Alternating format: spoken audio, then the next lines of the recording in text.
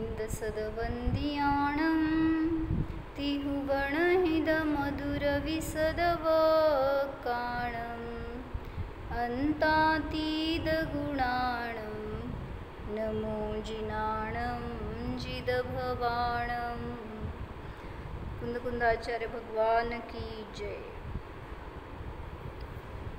पंचास्तिकाय संग्रहमध्ये गाथा नंबर 71-72 झाली होती आपली। आता आपण या अधिकाराच्या शेवटच्या गाथेमध्ये आलो आहे। जीवास्तिकायाचं वर्णन केलं आतापर्यंत, त्याच्या पुढं उद्गलास्तिकायाचं वर्णन करणार आहे। तर 73 नंबरची गाथा आहे, ज्याच्यामध्ये त्यांनी जीवास्तिकायाचं शेवटचं वर्णन म्हणजे संसारे आणि सिद्ध गती ह्या दोनच जीवाच्या गती आहेत ह्याचं वर्णन म्हणून सांगतात। पयडिठ्ठिदि अणुभाग पदेस बंधे हिंसवदो मुक्को ऊढ्ढं गच्छति सेसा विदिसावज्जं गदिं जन्तीं। काय सांगितलं? पयडी म्हणजे प्रकृती, स्थिती, अनुभाग, प्रदेशबंध याच्याद्वारे सर्वदा मुक्त जीव, या सर्वांनी मुक्त म्हणजे बंधाने मुक्त असा तो जीव ऊढ्ढं गच्छति, कुठं जातो?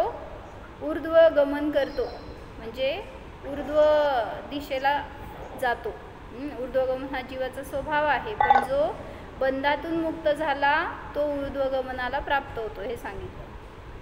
सेसा म्हणजे शेष जे काही जीव आहेत ते विदिसावज्जं गदिं जन्ति, विदिशांमध्ये विदिसावज्जं, विदिशांना वज्जम म्हणजे सोडून गमन करतात। म्हणजे जेव्हा जीव एका ठिकाणी मेला तर तो दुसऱ्या ठिकाणी जन्मत असताना श्रेणीमधून गमन करतो ना, त्यामुळं असं क्रॉस गमन करत नाही म्हणून सांगतायत विदिशांना सोडून श्रेणीच्या मार्गानेच गमन करणार। शेष सर्व जीव अन्य भवात जाताना विदिशा सोडून गमन करतात। मग कोणी एका समयात जन्मेल, कोणी 2 समयात, कोणी 3 समयात, कोणी 4 समयात जन्मेल, पण त्याच्यापेक्षा जास्त जन्मणार नाही। काल तुम्हाला काय विचारलं होतं मी? जे काही 9 पदार्थ घेतलेत, जीव, आश्रव, बंध, संवर, निर्जरा, मोक्ष, पुण्य आणि पाप, हे 9 पदार्थ कुठल्या गुणांचं परिणमन आहे? काल विचारलं होतं ना। 9 पदार्थांना आपण 3 रूपांनी बघितलं, एक फक्त जीवाच्या अपेक्षेने, एक फक्त पुद्गलाच्या अपेक्षेने आणि एक जीव आणि पुद्गलाच्या अपेक्षेने। आता इथून पुढं पुद्गलास्तिकायचं वर्णन सुरू होणार आहे, तर कर्मांच्याच भाषेमध्ये सगळं बोलणार। आता हे सगळं जीवाचं वर्णन होतं, त्यामुळं पहिल्यांदा उपादान रूपाने जीवाचं कथन केलं। आता याच्या पुढं पुद्गलाचं वर्णन करतात। मग आता आपण जे बघितलं होतं ना, जीवाच्या अपेक्षेने 9 पदार्थ, तसं पुद्गलाच्या अपेक्षेने 9 पदार्थ सांगा।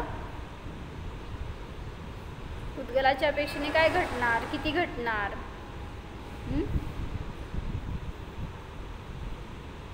सोनल, जीव अपेक्षेने आपण सगळं वर्णन केलं, आता पुद्गल अपेक्षेने सांगा। म्हणजे फक्त कर्मांच्या भाषेत बोलायचं, जे काय असेल ते। जसं आपण आश्रव कशाला जीव सोडून बाकी 8 पुद्गल अपेक्षेने सांगू शकतो। कसं सांग ना, तेच तर विचारते, कसं घटवायचं त्याचं? जीवाचं सांगितलं आपण की आश्रव म्हणजे काय? विभावांची उत्पत्ती, कर्मांचं येणं हे आश्रव म्हणत होतो, पण इथं विभावांची उत्पत्ती याला आश्रव म्हणलं। मग कर्मांच्या भाषेत काय म्हणायचं? द्रव्याश्रव, कर्मांचं येणं। कुठं येणं? येणं बिणं काय नाही, ते मग जीवाकडंच आलं परत, ते मिश्रमध्ये येणार। म्हणजे जीव, पुद्गल आणि मिश्र या 3 रूपांनी 9 पदार्थ लावणार ना आपण, त्यावेळेस तिसऱ्या कॅटेगरीमध्ये हे येणार। जीवाने विभाव परिणाम केले त्यावेळेस त्या कर्मांचं जीव प्रदेशामध्ये येणं याला म्हणायचं आश्रव। हे तिसरी कॅटेगरी झाली। मला दुसरी सांग। कर्मांचा आश्रव झाला म्हणजे काय झालं? होणं. हां, कर्मान वर्गणांचं कर्मरूप होणं. कार्मण वर्गणांचं नाही म्हणायचं, पुद्गलाचं जे काय स्कंद आहे ते कर्मरूपाने परिणमन करणं ह्याला म्हणायचं आश्रव. कारण ते पूर्वी फ्री होते, त्यांच्या मुक्तदशेमध्ये होते किंवा काय आपल्या अन्य स्कंद रूपाने होते. पण जेव्हा तुम्ही परिणाम केले त्यावेळेस तिथं त्यांच्यामध्ये काय परिणमन झालं ते तुमच्या प्रदेशात आले, हे आश्रव झाला तो वेगळी गोष्ट. पण कर्मांमध्ये काय झालं त्या पुद्गलामध्ये, जे पुद्गल पूर्वी फ्री होते ते आता बद्ध रूपाने कार्मण वर्गणा झाल्या, ह्याला म्हणायचा आश्रव. म्हणजे पहिल्यांदा त्याच्यामध्ये तसं परिणमन सुरू झालं, हे झालं आश्रव, आणि मग ते एकमेकांशी बांधले गेले, ते झालं बंध. मग संवर म्हणजे ते पुद्गल परमाणू आता कर्मरूप व्हायचे थांबले, हे संवर. मग एकेका कर्मांची स्थिती काय म्हणायचं, त्यांचं जे बद्ध अवस्था होती ती आता हळूहळू सुटायला लागली आणि काही कर्म निघून जायला लागले, तर ती झाली निर्जरा. म्हणजे जे बद्ध अवस्थेमध्ये होते ते फ्री होऊ लागले, मुक्त होऊ लागले, ती झाली निर्जरा. आणि मोक्ष म्हणजे तेच ना, कर्मांमध्ये बांधले गेले ना, जी पुद्गल वर्गणा ज्या काय होत्या त्या कर्मरूपाने बांधल्या गेल्या. आता हे जे शरीर आहे ते आपलं नो कर्म आहे, म्हणजे ते बांधून सगळे स्थूल स्कंदाचं बनलेलं एक परिणमन आहे शरीर. पण मग ते परमाणूंना बांधून गेल्याशिवाय थोडी हे रचना होणार आहे. म्हणजे ते सगळे पुद्गल कर्म काय म्हणायचं, पुद्गल स्कंद एकमेकांमध्ये अडकले आणि मग त्याच्यातून सगळी ही शरीराची प्रत्येकाची रचना झाली. मग तसंच सूक्ष्म आहेत ह्या कार्मण वर्गणात, त्या सुद्धा मुक्त होत्या पुद्गल परमाणू रूपाने किंवा काय असं अन्य स्कंद रूपाने. आणि जेव्हा ते बांधले गेले त्यावेळेस तिथं त्यांचं कर्मरूप अवस्था प्रगट झाली आणि ते एकमेकांशी बांधले गेणे हे बंद झालं. पुन्हा त्या कर्मांचं, त्या पुद्गलांचं कर्मरूप परिणमन न होणं हे झालं संवर, थांबणं. कर्मरूप होणं हे थांबणं हे संवर झाला. आणि नंतर त्या बांधलेल्या परमाणूंमधून काही परमाणूंचं विलग होणं हे झालं निर्जरा. आणि मग ते सगळे स्कंद असलेले विखरले आणि कार्मण अवस्था संपली त्या परमाणूंची, तर त्याला म्हणलं मोक्ष. म्हणजे परमाणूंची सुद्धा शुद्ध दशा प्रगट होऊ शकते जेव्हा ते कर्म अवस्थेतून नष्ट होतात, म्हणजे मुक्त होतात, तर ते सुद्धा त्यांच्या शुद्ध दशेला प्राप्त करू शकतात, ज्याला म्हणतो आपण परमाणू. जसं जीव या कर्मांच्या तावडीतून सुटला तर मुक्त होतो म्हणतो, तसंच ते कर्मसुद्धा म्हणजे पुद्गलसुद्धा जे कर्मरूपाने बांधले गेलेले आहेत ते सुद्धा मुक्त झाल्यावर कदाचित परमाणूसुद्धा होऊ शकतात. मग त्यांचीसुद्धा ती शुद्ध दशा आहे. मग मी काय विचारलं होतं काल तुम्हाला की हे जे 9 पदार्थ आहेत ते कुठल्या गुणांचं परिणमन आहे सांगा. जीवामध्ये जे काही गुण आहेत त्याच्यामध्ये कुठल्या गुणांचं परिणमन? आश्रव, बंध, संवर, निर्जरा, मोक्ष. वैशाली ताई,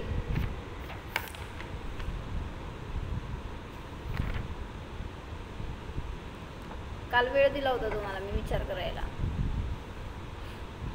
आज परत करताय का? कुठले गुण आहेत तो जीवामध्ये?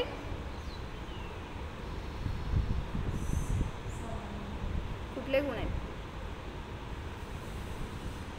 जीवाचे? गुण कुठले सांगा की कुठले? ते भेद झाले नुसते. मग कुठले कुठले गुण आहेत जीवात? नाही. बर, इथं आपल्याला आता आगमामध्ये अध्यात्मामध्ये कुठल्या गुणांची अपेक्षा असते? कुठले गुण आहे तो? सम्यक दर्शन झालं, सम्यक ज्ञान झालं. कुठल्या गुणांचं परिणमन आहे? मिथ्या ज्ञान, सम्यक ज्ञान, ज्ञान गुणाचं परिणमन आहे. ज्ञान गुण विसरला काय आपल्यातला? म्हणजे श्रद्धा, ज्ञान, चारित्र्य या तिन्ही गुणांचं परिणमन म्हणजे हे 9 पदार्थ आहेत असं सांगितलं. काय म्हटले? चारित्र, तिन्ही गुणांचं परिणमन म्हणजे फक्त तुम्ही चारित्र्यामध्ये लावायला जाल तर तसं नाही हे सांगतायत. म्हणजे क्रोध झाला, मान झाला, आश्रव झाला म्हणून तुम्ही ते चारित्र्याकडे लावता तर श्रद्धा आणि ज्ञानसुद्धा तिथं विपरीत झाल्याशिवाय परिणमन विपरीत दिसत नाही चारित्र्यामध्ये. म्हणून सांगितलं की श्रद्धान मिथ्यारूप आहे तर सगळे हे 9 पदार्थ मिथ्यारूप आहेत. 9 पदार्थ घटणार का त्याच्यामध्ये? संवर, निर्जरा, मोक्ष तर नाहीच. सम्यक दृष्टीच्या अपेक्षेनेच मग संवर, निर्जरा आणि मोक्ष हे पदार्थ घडतात. म्हणून श्रद्धा, ज्ञान आणि चारित्र्य जिथं समीचीन झालं तिथं हे 9 पदार्थ परिणमले हे दिसून येतं या रूपाने. चला तर काय सांगत होते 73 गाथेमध्ये? प्रकृती, स्थिती, अनुभाग आणि प्रदेश हे बंधाचे 4 प्रकार आहेत. जो जीव या 4ही प्रकारच्या बंधातून सर्वथा मुक्त झाला, सर्वतः मुक्त झाला तो उड्डम गच्छदी, ऊर्ध्वगमन करतो.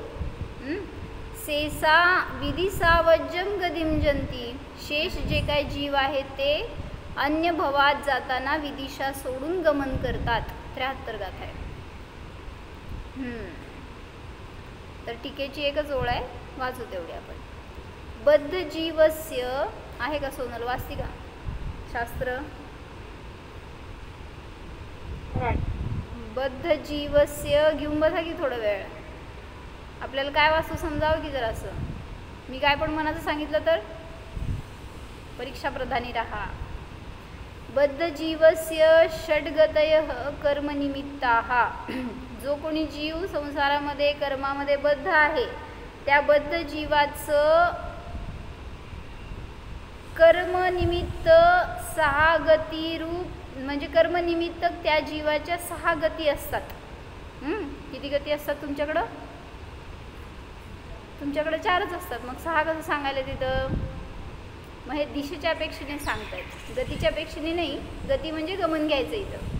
मग जो कोणी बद्ध जीव आहे तो जेव्हा मरतो म्हणा तर त्याचं गमन 6 दिशांमध्ये होऊ शकतं. म्हणून सांगतायत कर्मनिमित्तक या जीवाच्या 6 गती असतात. बरोबर, 4 दिशा आणि ऊर्ध्व आणि अधो असे 6 दिशांना तो गमन करू शकतो. अर्थात कर्मबंध सहित जीव 6 दिशांना गमन करतो. मुक्तस्य अपि ऊर्ध्वगतिः एका स्वाभाविकी इति अत्र उक्तम. मुक्त जो जीव आहे त्याचं देखील गमन होतं, पण ऊर्ध्वगती ही एकच ऊर्ध्व रूपाने गती होते, जी की येथे स्वाभाविक आहे असं सांगितले गेली आहे. म्हणजे जीवाचा तो स्वभाव आहे. जीव जेव्हा कुठलाही जीव असू दे, कुठंही असू दे, तो जर मुक्त होणार तर नियमाने ऊर्ध्वगमन करून सिद्धशिलेवर विराजमान होणार. म्हणून सांगतायत मुक्त जीवाला एक स्वाभाविक ऊर्ध्वगतीच असते असे सांगितले आहे. बाकी तुमच्या सगळ्या जीवांना किती गती? 6 गती. आपल्याला 6 गती. गमनाची दिशा सांगतायत ना फक्त इथं, त्यामुळं ते काय गती म्हणजे गती नाही घ्यायची आहे. 4 गती ज्या म्हणता तुम्ही त्याची अपेक्षा नाही आहे इथं. तर गती म्हणजे दिशा. किती दिशांना जाऊ शकतो कर्मबद्ध जीव. जेव्हा तुमच्या या शरीरातून बाहेर पडला त्यावेळेस तो बंधनात आहे का अबंध आहे? जीव जेव्हा तुमच्या शरीरातून बाहेर पडला त्यावेळेस तुम्ही बंधनातून मुक्त झालाय का बंधनात आहे? मुक्त झाल्या तुम्ही सिद्धशिलेवर जायला पाहिजे. मग का नाही जात? म्हणजे कर्म आहे तुमच्या जवळ अजून.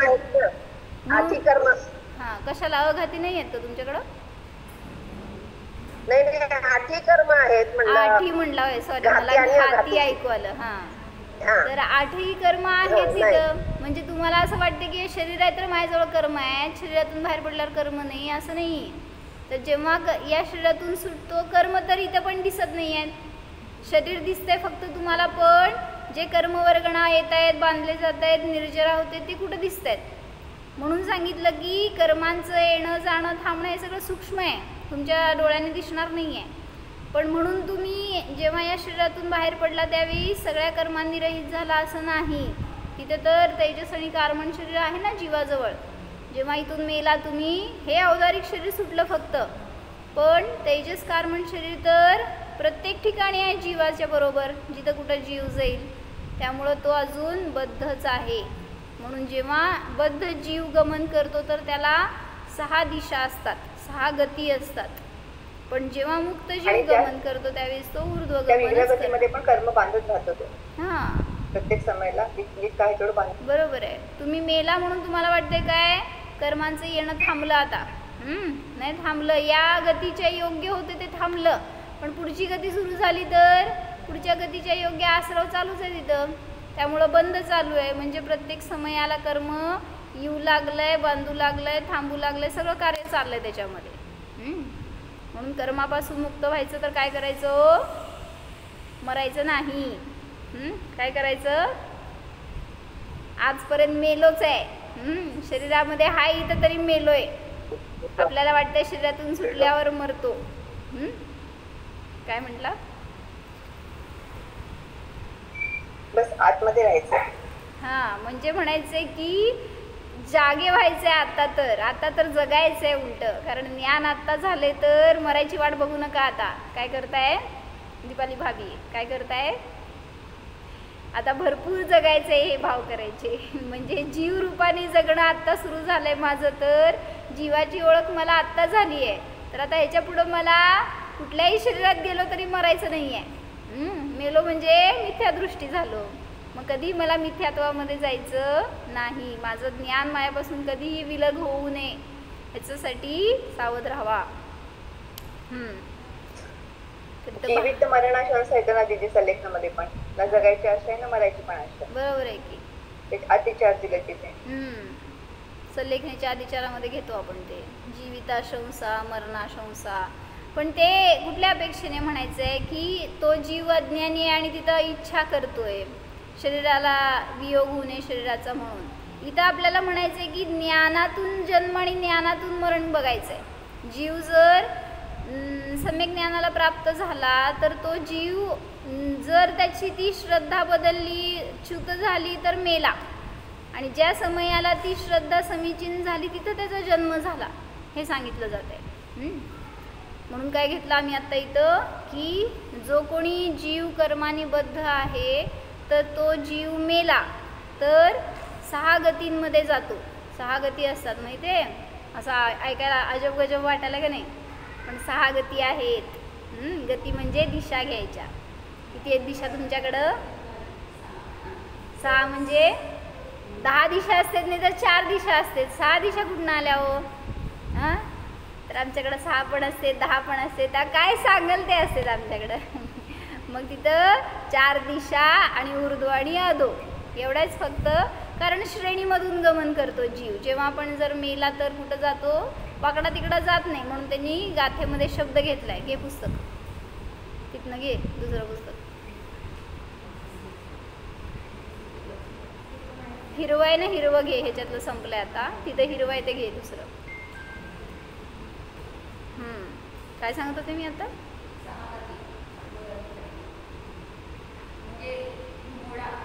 हां, श्रेणी सांगायचं होतं मला की कुठलाही जीव जर या शरीरातून बाहेर पडेल तर जाणार तर विदिशांमध्ये गमन करत नाही, हे सांगितलं गाथेमध्ये त्यांनी. विधी सावज्जम गदिम जाती जंती. विदिशांमध्ये वर्ज नाही, ते नाही, हिरवं विदिशांमध्ये सोडून गमन करतो. विदिशा सोडून गमन करतो. विदिशा म्हणजे असं काय म्हणायचं, क्रॉस जात नाही तुमचे आग्नेय नैऋत्य वायव्य ईशान्य असं नाही. हां, सगळ्या श्रेणी कशा आहेत? एक तर उभ्या आहेत, नाही तर आडव्या आहेत. कुठं चालली ताई तू? हे बघ दुसरं कप्पा आहे ना वरचं. हां, तिथं असणारं कुठलंही हिरवं पुस्तक घे. 2 नंबरचं आहे ते घे वरचं. हां, त्याला हिरवं म्हणतो आम्ही. तर त्या 4 अशा उपदिशा म्हणा तुम्ही त्यांना. त्या उपदिशांमध्ये गमन करत नाही. कसं जातो? गेला तर सरळ जाणार रेषेत, नाही तर आडव्या रेषेत जाणार. आणि ऊर्ध्व तर जाणार किंवा अधो तर जाणार. असं इथलं भावार्थ. अनुश्रेणी गती रूपाने गमन करतो. बरोबर आहे. तर भावार्थ काय लिहिले वाचते मी इथलं. 73 नंबरची गाथा आहे. आमच्या अधिकाराचा आज शेवट झाला आहे, होणार आहे. म्हणजे आम्ही आता पुद्गलामध्ये घुसणार आहे. म्हणजे आजपर्यंत पण पुद्गलातच होतो, पण आता परत पुद्गलातच घुसायचं आहे. जीवाचं वर्णन सांगून झालं, पण त्या पुद्गलाला वेगळं करायसाठी म्हणून त्याचं पण वर्णन शिकावं लागतं. पुद्गल अस्तिकायाचं वर्णन पुढच्या अधिकारामध्ये घेणार आहेत. तर इथं काय सांगतायत, संपूर्ण रागादी विकारांनी रहित अशा शुद्ध आत्म्याच्या ध्यानाने जो जीव 4 प्रकारच्या बंधाचा सर्वथा क्षय करतो. कुठले 4 बंध सांग संयमी? 4 बंध कुठले? 4 प्रकारचे बंध माहित आहेत तुझ्या? प्रकृती बंध, प्रदेश बंध, स्थिती बंध आणि अनुभाग बंध. तर या 4 बंधां बोला. 4 प्रकारच्या बंधाचा सर्वथा क्षय करतो. प्रदेश, बरोबर. तर या 4 प्रकारच्या बंधाचा कशाच्या द्वारे क्षय करतो?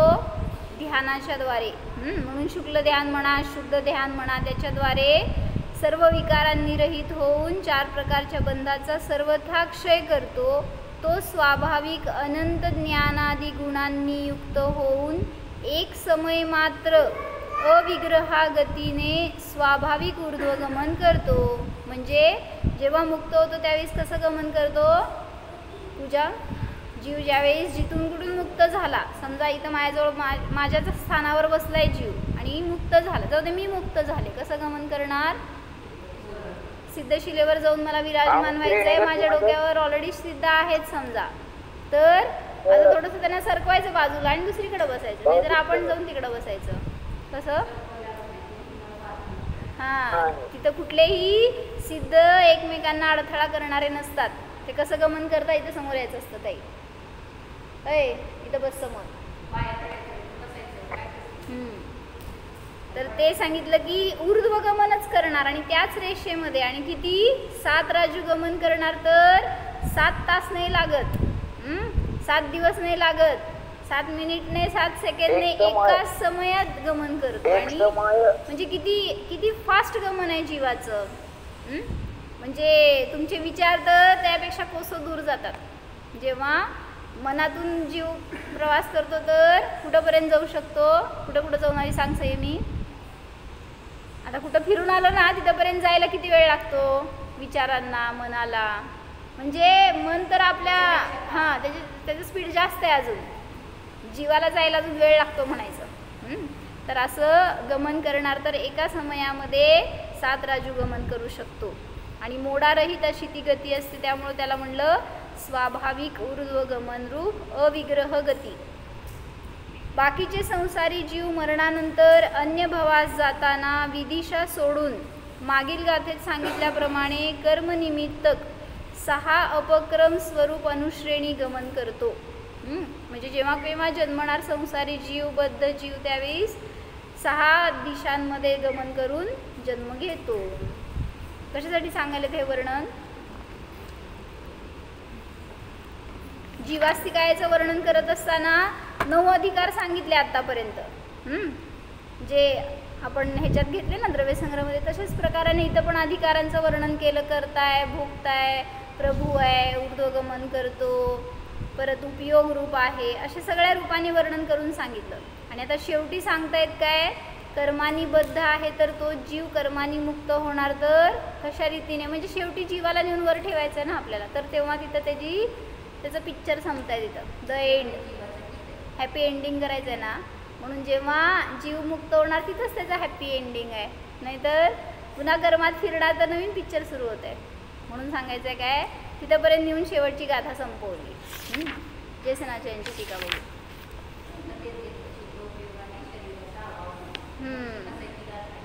शरीर आणि कर्माचा अभाव कशाने होणार? शुद्धोपयोगाच्या द्वारेच होणार, हे सांगितलं. येते वाचायला संस्कृत? कुठं चाललंय ते विचारायचं असते. मग 73 नंबरची गाथा आहे. अथ मुक्तस्य ऊर्ध्वगतिः संसारिणां षड्गतयः. नंतर मुक्त जीवाची ऊर्ध्वगती असते आणि संसारींची मरणकालामध्ये 6 प्रकारची गती असते, असं प्रतिपादन करतात. काय सांगितले सांग? हां, मुक्त जीवाला एकच गती आहे ती ऊर्ध्व गती, आणि संसारी जीवांच्या 6 गती असतात. बघ की पूजा, इकडे ये मध्ये भाग. पयडिठिदी अणुभाग पदे सबंधे हिंसवदो मुको ऊर्ध्वं गच्छति सेसा विदिसावज्जं गतिं जन्ति. 4 प्रकारचे बंध सांगितले: प्रकृती, स्थिती, अनुभाग आणि प्रदेश. या बंधांनी जो सर्वदा मुक्त होतो तो समजले. सगळे शब्द असा आचार्यांची लिहायची शैली पण अशी असती ना, बोली भाषेतून सगळं समजावं. सांगू दुसऱ्या वेळीचा अर्थ: उड्डम गच्छती, ऊर्ध्वाला जातो. सेसा म्हणजे शेष. विदिशा वज्जम गदिम जंती, विदिशा वर्ज, विदिशांना सोडून नैऋत्य, अग्नेय, वायव्य, ईशान्य हे 4 विदिशा सोडून गदिम जंती म्हणजे गतीला जातो. कुठं जातो? मग राहिलेल्या गतींना जातो, म्हणजे 4 दिशा आणि ऊर्ध्व अधो या अशा रीतीने 6 रूपाने गमन करतो. तू जवळ बसली जर मला आवाज कॅच होईल, नाही तर होणार नाही. ये प्रकृती, स्थिती, अनुभाग, प्रदेश बंधैहि विभावरूपैः समस्त रागादि विभावरहितेन शुद्धात्म अनुभूती लक्षण. पूर्ण वाचलं चालते ते. शुद्धात्मा अनुभूती लक्षण ध्यानबलेन सर्वतः मुक्तः अपि. बरोबर. स्वाभाविक अनंत ज्ञानादि गुणैः युक्तः सन् एक समय लक्षण अविग्रह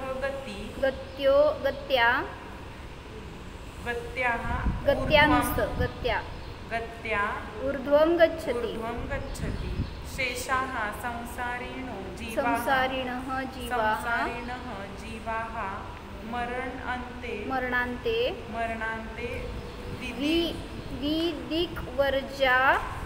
वर्जाः एका वर्जामय टिंब आहे का? विदिक वर्जाम. पूर्वोक्त षटक अपक्रम लक्षणम अनुश्रेणी संज्ञां गतिं गच्छन्ति इति. सांग अर्थात. प्रकृती, स्थिती, अनुभाग, प्रदेश, बंधरूप. थांब. जे सगळे एक विभक्ती असतात ना, त्यांना एकत्र घेऊन त्यांचा अर्थ लावायचा. बंधैहि, रूपैहि हे सगळे तृतीय आहेत. त्यांचा अर्थ असतो त्याच्याद्वारे, त्याच्याने, रामाने, रामाच्या द्वारे असं. मग प्रकृती, स्थिती, अनुभाग, प्रदेश, बंधरूप बंध जे विभावरूप आहेत त्या समस्त रागादी विभावाने रहित शुद्धात्मानुभूती लक्षणरूप ध्यानाच्या बलाने. इथपर्यंत सगळे तृतीया विभक्ती आहेत. दिसतंय? समजते? म्हणजे बलेन, रहितेन हे पण सगळे तृतीय आहेत. रूपैहि, बंधैहि, मग त्या सगळ्यांचा मिळून एकत्र अर्थ लावायचा. प्रकृती, स्थिती, अनुभाग, प्रदेश, बंधरूप जे काही विभाव आहेत त्याने त्या समस्त रागादी विभावाने रहित शुद्धात्मानुभूती ज्याचं लक्षण आहे अशा ध्यानाने सर्वतः मुक्तः अपि, सर्वतः मुक्त झालेला असताना सुद्धा स्वाभाविक अनंत ज्ञानादी गुणांनी युक्त असताना एक समय लक्षणरूप अविग्रह गतीच्या द्वारे ऊर्ध्व गमन करतो किंवा ऊर्ध्व जातो. कोण? जो कोणी या बंधाने मुक्त झाला असा तो जीव ऊर्ध्व जातो, म्हणजे सरळ रेषेमध्ये वर जाऊन विराजमान होतो, तोच मुक्त आहे. शेषाः संसारिणः जीवाः जे काही शेष संसारी जीव आहेत ते मरणांते, मरणाच्या शेवटच्या समयामध्ये किंवा मरण झाला असताना विदिग्वर्जाम विदिशांना सोडून पूर्वोक्त पूर्वीच्या गाथेमध्ये आम्ही अपक्रम सांगितले होते 6 अपक्रम. त्याच्यासाठी 6 हे भेद घेतले होते बरं का. म्हणजे इथं तुम्हाला त्या अपक्रमांचं वर्णन करायचं होतं म्हणून 6 भेद घेताना बाकीचे अन्य काय घेतले नाही तर अपक्रम सांगितले. मग 6 अपक्रम लक्षणरूप अनुश्रेणी संज्ञा अनुश्रेणी नावाच्या गतीला जातात. म्हणजे जे काय अनुश्रेणी रूपाने गमन करणार तर ते संसारी जीव आहेत, बद्ध जीव आहेत, त्यांची ती गती म्हणायची अनुश्रेणी गती. आणि सिद्धांची गती कुठली? सिद्धांची गती कुठली? सिद्धांची गती कुठली? ऋजुगती. अविग्रह वाचलं ना आपण मगाशी, त्यालाच अविग्रह गती म्हणलं, ऊर्ध्व गती म्हणलं, स्वभावरूप गमन म्हणलं. कुठे आहे वही पेन? असं यायचं शिकायला आलं. काय म्हणले मी पूजा? सिद्धांची गती कुठली कुठली असती? त्याला ऊर्ध्व गमन म्हणा, नाहीतर अविग्रह रूप गमन म्हणा, किंवा स्वभावरूप गमन म्हणा. पुढं अथ गाथा सूत्रे ते हे गाथा 1. सदशिव संखो मंडली बुद्धो नेयाई गोय वैसेसा ईसर मत्सरी पूर्ण विदूषणठ्ठम कदम अठ्ठम. कदम आलं इथं बघू.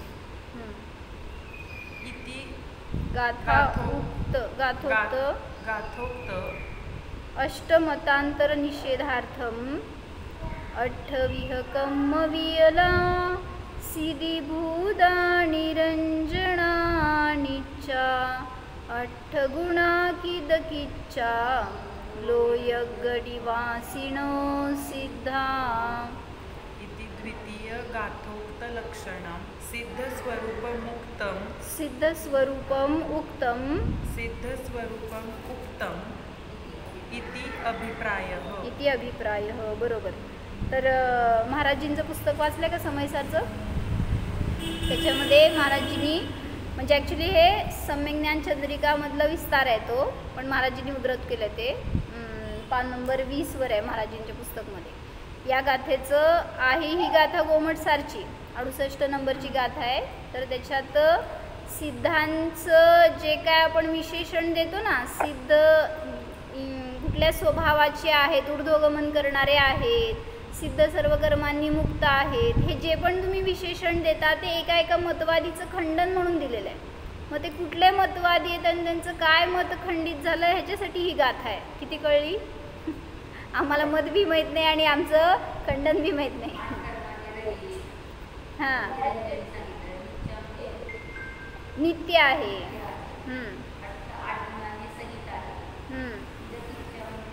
बौद्धांचं खंडन झालं क्षणिकवादी. हां, सगळे लय जण आहेत तिथं, एक दोघं नाही येतात. 8 जवळपास 8 मतवादींचं खंडन आहे. समोर येऊ नको तिथे, बस समोर. ऐकायचं कसं? हां, म्हणजे 8 मतवादींचं खंडन कसं होतं हे सांगितलं. पहिल्या ह्याच्यामध्ये सदशिव म्हणजे सदाशिव मतवादी आहेत. त्यांचं मत काय असतं? जीव. हां, जीव सदैव शिवस्वरूपच आहे असं तो मत आहे. सदाशिव मत. लिही तिथं पुस्तक डायरेक्ट मुक्त आहे. शिव म्हणजे मुक्त स्वरूप आहे सदैव. त्यामुळं सदाशिव मताचं खंडन केलं आणि त्यात सांगितलं की अठ्ठविह 8 प्रकारचं कर्माने मुक्त. हा, 8 कम्मवियला. तर जीव 8 कर्माच्या मलाने रहित सदैव मुक्त आहे असं मानणारे जे सदाशिव मतवादी आहेत त्यांचं खंडन करण्यासाठी सांगितलं की असं नाही. म्हणजे जीव पहिल्यांदा 8 कर्मांनी सहित होता मगच मुक्त झाला. म्हणून सदाशिव रूप नाही आहे जीव, पहिल्यांदा संसारी होता आणि नंतर मुक्त झाला असं त्याच्यामध्ये भेद करून सांगितलं. त्याचं निराकरण केलं आणि सांगितलं की सिद्ध भगवान 8 कर्माने रहित आहेत. म्हणजे पहिल्यांदा 8 कर्माने सहित होते म्हणून त्यांचं खंडन झालं. म्हणजे त्यांचं मत पण कळायला पाहिजे आणि आपण काय खंडन करतो ते पण कळायला पाहिजे. दुसरं सांगितलं काय, सांख्य मतवादी जे आहेत ना त्यांचं खंडन करतायत. त्यांचं काय मत आहे? कूटस्थ नित्य प्रकृती आणि पुरुष आहे ना. पुरुष बर हा. हो ना, पण कशासाठी ते पण घेतलं आहे. इथं? सिद्धांची कशी सिद्धी करणार हे सांगायचं आहे आपल्याला त्यातून. सिद्ध तर सिद्धी भूदा घेतलंय ना, त्याचा अर्थ असणार तुमच्या समोर गाथा आहे काय दीपाली भाभी? ते सिद्धी भूदाचा अर्थ काय? खालीच दिले आपण हे जे सिटी बुद्धाचं बघू का गोमट सजीव पण माझं 68-69 नंबरची गाथा असेल. बघते. सिद्धीभूदा म्हणजे बहुतेक सिद्धीभूत असं म्हणायचं असेल, सिद्ध होतो. सिद्ध केले त्याने सिद्धी बुद्ध हा बरोबर. हां, ते तर तसं त्याचं नाही काय लिहिते केलं? यदि कर्मबंध नहीं बरोबर. होता तो आत्मा को मुक्ती का उपाय करना व्यर्थ ठहरे. म्हणजे एखाद्या गोष्टीची तुम्ही सिद्धी करता ना, मग ती सिद्धी करून सिद्ध झालेले आहेत. काय म्हणले? हां, म्हणून सिद्धीपूर्वक सिद्धगती प्राप्त झाली हे सांगताना सुद्धा 8 कर्मांनी सहित होतं, हे पण त्याचं मत आलं तिथं. म्हणजे त्यांचं खंडन झालं. यदि कर्मबंध नहीं होता हो तो आत्मा को मुक्ति का उपाय करना व्यर्थ ठहरे. अतः जीव की मुक्ती नहीं मानने वाले मीमांसक मत का.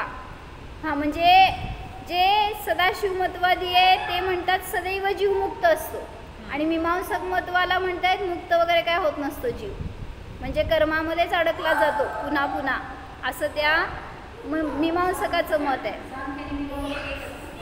दोघांचं याच्यामध्ये खंडन होणार आहे. आता त्यांचेच अनेक भेद आहेत. मीमांसक म्हणजे सांख्यांचा भेद आहे का हो?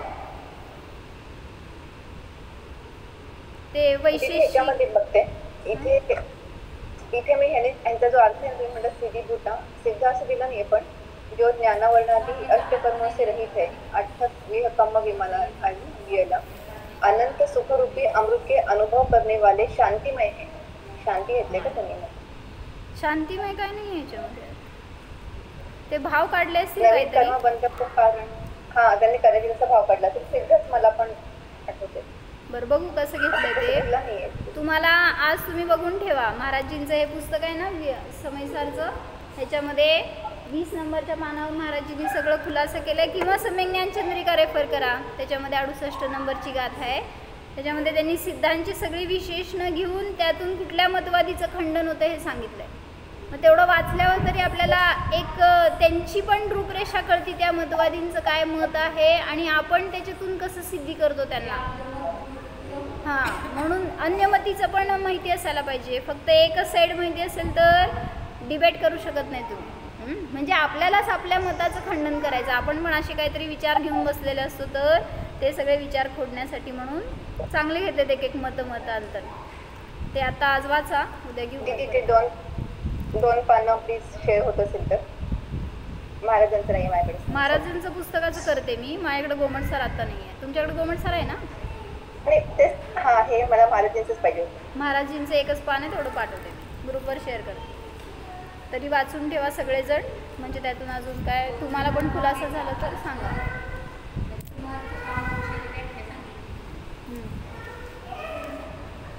कशातनं असं नाही, म्हणजे अध्यात्म लावलं होतं ते.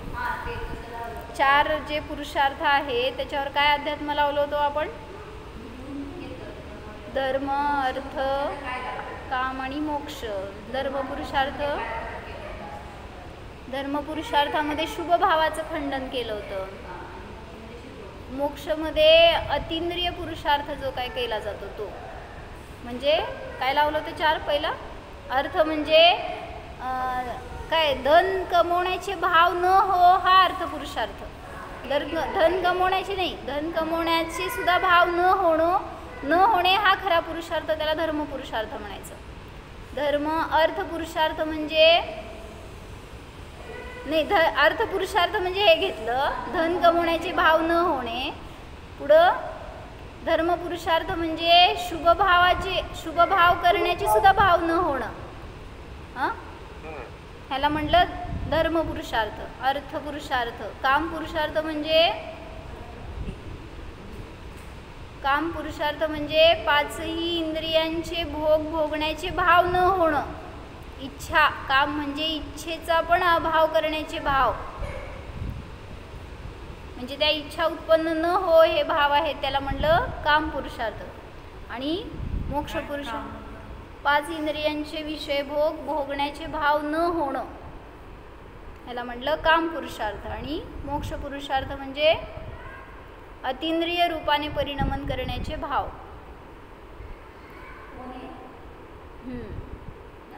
असंच घेणार की किंवा काय घेतलं तुम्हाला लक्षात नाही आत्ता.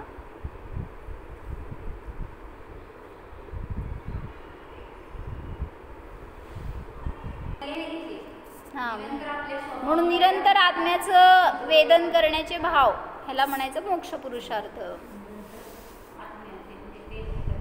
स्वभाव रूपाने परिणमन करण्याचे भाव असं म्हणा, त्याला म्हटलं मोक्ष पुरुषार्थ. ठीक आहे, तेवढं ते पान वाचून घ्या आणि पाहिजे तर गोमटसार पण बघा, त्यातनं पण चांगला खुलासा होईल. हो, जाणा स्वतःच्या सिद्ध स्वभावी आत्म्याला जाणा. हा मी सर्व कर्ममलाने रहित सिद्ध जीव आहे. स्वभावाने सर्वदा मुक्तच आहे. माझ्यामध्ये कर्मांचा बंध नाहीच. माझा आणि कर्मांचा काहीही संबंध नाहीच.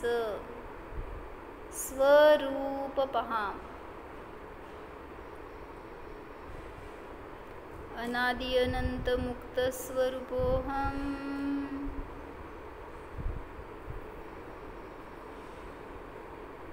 निष्कर्म स्वरूपोहम. ओम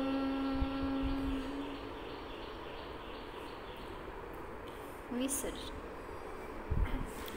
नमो